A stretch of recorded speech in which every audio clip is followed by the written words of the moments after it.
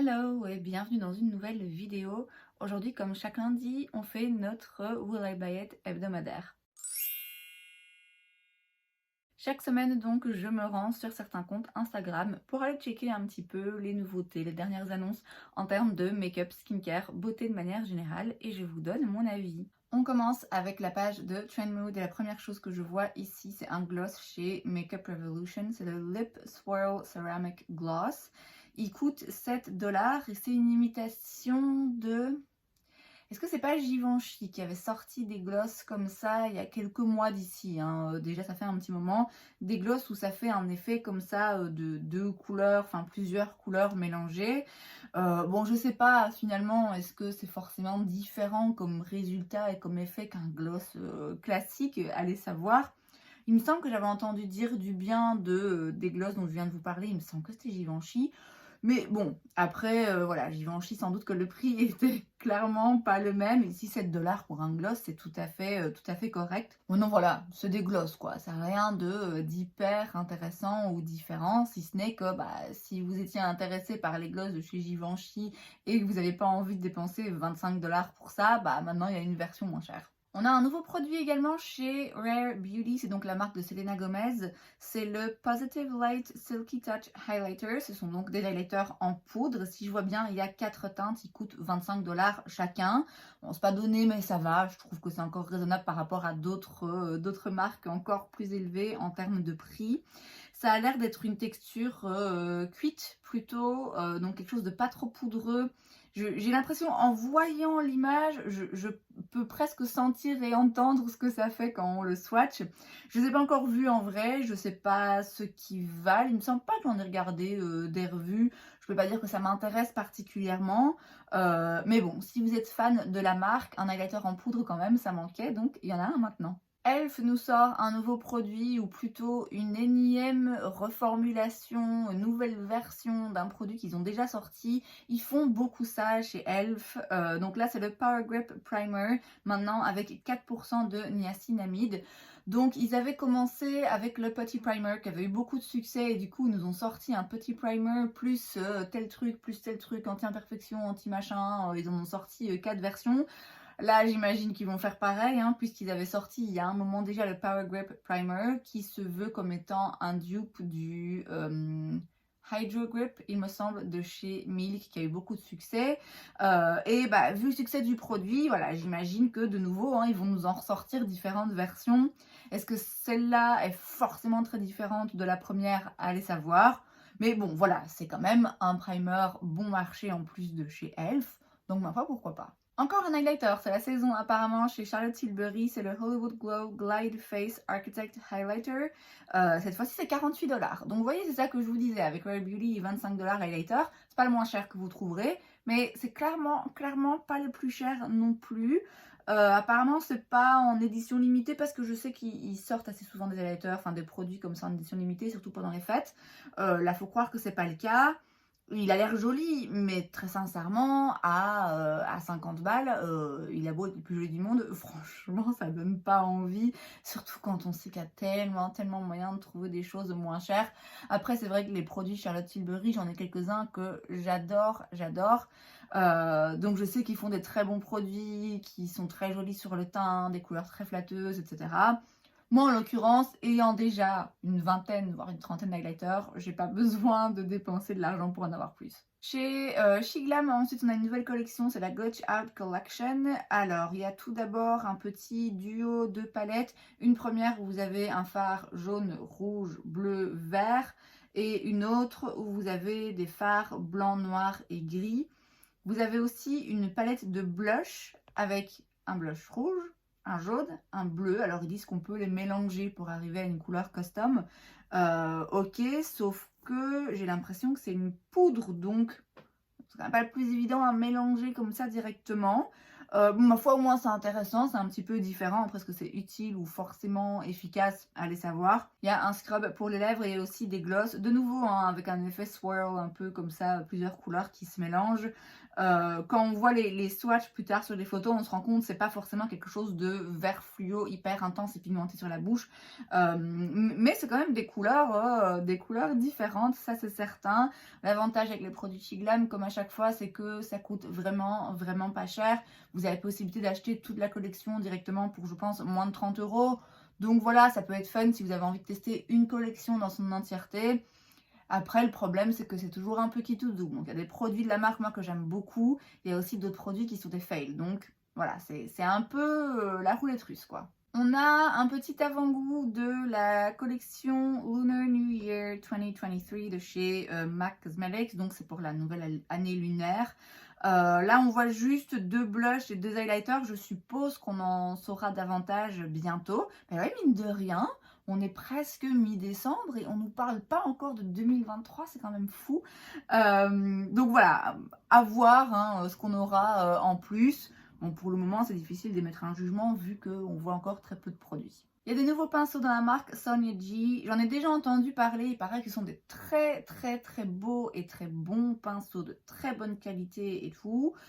Je vais vous dire les prix. Franchement, ça peut être de très bonne qualité à ce prix-là. Il y a tout d'abord un set avec 3 pinceaux pour les yeux. Le set coûte 140 $. 140 $, 3 pinceaux. Ok. Et puis vous avez un pinceau, vous avez le pinceau et le petit présentoir pour le pinceau, chose que oui, ok, si vous voulez, ma foi c'est joli, hein, c'est très esthétique, mais voilà, je sais pas si c'est forcément nécessaire pour des pinceaux à maquillage. Et là, donc pour un pinceau, et le socle, mais on va dire un pinceau, c'est 195 $. Donc comment vous dire que déjà comme ça, quand les 2 fois où j'ai dépensé, je pense pas loin de 100 € pour un kit de pinceau Sigma, déjà là franchement ça m'a fait mal. Après j'en suis très contente, j'ai aucun regret parce que c'est des très très très très très très bons pinceaux. Mais là, plus de 100 balles, presque 200 balles en fait, pour un pinceau, non. Non franchement non. Chez Fenty, on a un nouveau petit kit en édition limitée, c'est The Navy Collection. Il coûte 58 $. Donc vous avez une petite trousse, un miroir, un eyeliner, un crayon bleu, un rouge à lèvres et aussi le case, le tube, l'emballage quoi, du rouge à lèvres en bleu, donc en édition limitée. Bon voilà, c'est beaucoup moins axé sur le make-up. Là, c'est plus si vous aimez les objets de collection, si vous aimez la marque et que vous voulez avoir un produit un petit peu plus exclusif. Bon, en l'occurrence, voilà, moi, ça m'intéresse pas. Chez Linda Alberg, on a des nouveaux duos, les Duo Dimension. Ça coûte 32 $ et en fait, c'est des produits multi-usages, donc ça peut s'utiliser sur les joues et sur les yeux, donc pour faire un look un petit peu monochromatique. Il y a 3 teintes, enfin 3 duos différents. Voilà, ça a l'air joli. C'est rien de très spécial à mes yeux. J'ai que un crayon de la marque Linda Alberg. Après, j'ai aussi un taille crayon et la houppette, ça que j'aime beaucoup. Après, voilà, je suis pas particulièrement curieuse, plutôt pour les petites palettes de fard à paupières avec des fards très brillants, très pailletés. Là, en l'occurrence, un petit duo comme ça, je pense pas que j'en aurai une grande utilité. Pat McGrath sort une nouvelle collection en collaboration avec Star Wars. Je suis déçue. Je suis déçue. Alors, bon, quoi qu'il arrive, même si elle avait sorti une nouvelle palette Mothership, je l'aurais pas acheté, hein, parce que c'est genre 130 balles, donc c'est... Non, c'est pas le moment. Mais j'aime bien quand même quand elle sort de nouvelles palettes, j'aime bien quand des marques que je suis et que j'apprécie sortent des nouveaux produits et voir un petit peu ce que ça donne. Enfin, voilà, je trouve ça sympa. Là, bah, en fait, c'est simplement une réédition d'une palette qui existe déjà. Donc là, c'est la Mothership numéro 6. Et c'est juste le packaging qui est différent. Et je suis déçue parce qu'elle avait teasé, en effet, la sortie d'une nouvelle palette. On voyait, enfin, on devinait que c'était une nouvelle Mothership. Et donc, moi, je m'attendais à une nouvelle Mothership. En plus, d'après les couleurs qu'on voyait un peu, on se disait, ah, ça y est, elle arrête avec le rose et le doré. Et en fait, non, c'est juste une palette qui existe déjà. avec un packaging différent. Voilà, si vous êtes fan de Star Wars, ma foi, ok, mais ouais, moi pour le coup, je suis un peu déçue. Ce qui est intéressant, c'est qu'elle sort, donc il y a d'autres produits, il y a des produits pour les lèvres, il y a un mascara si je vois bien, enfin voilà, il y a un peu plein de choses. Je sais pas quelle proportion de ces produits sont nouveaux ou sont juste, encore une fois, des teintes préexistantes de rouge à lèvres par exemple, mais simplement avec un packaging différent. Ce qui est intéressant, c'est les petites palettes avec 5 fards, parce que ces petites palettes de 5 fards ne coûtent que 36 $. Donc ça quand même c'est vraiment intéressant, ça donne la possibilité de tester un petit peu les fards de chez Pat McGrath qui sont absolument incroyables sans pour autant débourser plus de 100 €. Après je dois bien avouer que en l'occurrence ces harmonies de couleurs, il y en a une qui est intéressante, qui est plus nude, facile à porter, du doré, encore une fois, hein. Il y en a une qui est un petit peu plus sombre et l'autre plus colorée. Moi personnellement ça m'intéresserait moins. Mais voilà, au moins, il y a un petit peu de diversité et c'est pas le genre d'harmonie de couleurs qu'on a l'habitude de voir chez Pat. Donc voilà, ma foi, pourquoi pas. Je suis pas déçue dans le sens où c'est moche, où il n'y a rien d'intéressant. Je trouve qu'il y a des produits intéressants, mais je suis déçue parce que je m'attendais à une nouvelle Mothership et que en l'occurrence, c'est juste une réédition. Chez Givenchy, on a un petit aperçu aussi, cette fois-ci, de la collection pour le printemps 2023. Ben voilà, on est techniquement pas encore en hiver, on parle déjà du printemps. Là, je reconnais les marques de cosmétiques. Donc là, on voit qu'il va y avoir des poudres libres, les poudres prismes libres là en blush, des rouges à lèvres, un nouveau packaging apparemment, enfin un packaging certainement spécial pour cette collection, pour cette saison, édition limitée et tout. Et des anti-cernes. Bon, anti-cernes, correcteur, on ne sait pas encore exactement ce qu'il va y avoir. On n'a pas encore beaucoup d'infos forcément, c'est juste une petite photo volée comme ça. Voilà, on verra du coup quand on sera vraiment au printemps ou un petit peu avant le printemps ce que ça donne.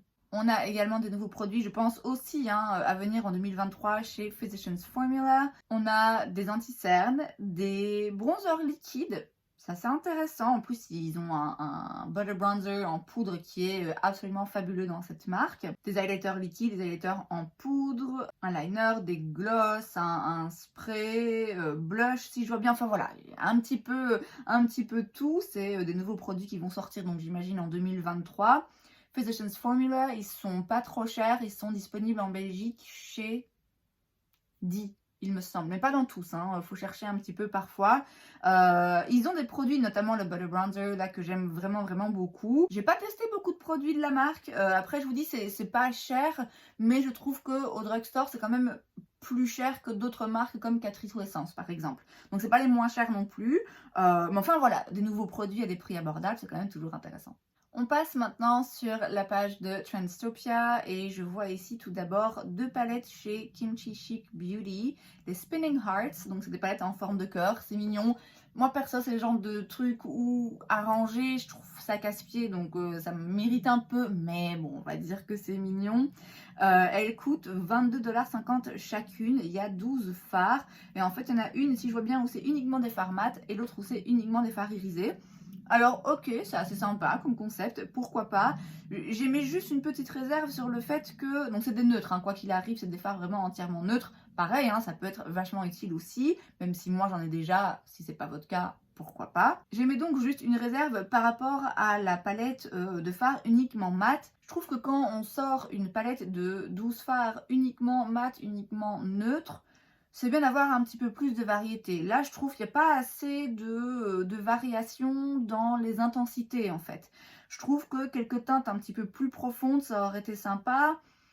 Là, il y a quand même 4-5 teintes qui sont quasiment similaires. Alors après, c'est peut-être la photo hein, qui donne ça. Mais voilà, je trouve que c'est un petit peu une opportunité manquée d'aller creuser un petit peu, d'aller un petit peu plus en profondeur dans les teintes plus foncées et dans les différents sous-tons. Enfin voilà, ça me paraît un petit peu répétitif, mais bon, parfois pourquoi pas. Chez Maybelline, on a un nouveau liner, c'est le Tattoo Studio Ink Pen Eyeliner. Mettre le mot tattoo dans un eyeliner liquide, c'est un peu moyen quand même, hein. Bon après voilà, ils le font tous, hein. Ils s'inspirent tous les uns des autres. Donc c'est un eyeliner avec un embout en poil, et si je vois bien, enfin un embout pinceau, pas un embout feutre. Il coûte 10,99 $. Oui, pourquoi pas, peut-être que c'est en effet un très bon dupe du, Tattoo Liner de chez Kat Von D que j'aime beaucoup. Je l'ai plus, mais je l'ai beaucoup aimé. Auquel cas, bah, ma foi, voilà, c'est de bonne guerre, hein, si vous avez la même chose 2 fois moins cher, pourquoi pas? Voilà, à voir un petit peu, à voir, des revues. Je pense pas que j'ai déjà eu un eyeliner liquide de chez Maybelline. Heu, voilà, c'est un eyeliner à un prix abordable. Non, c'est rien non plus de révolutionnaire, hein.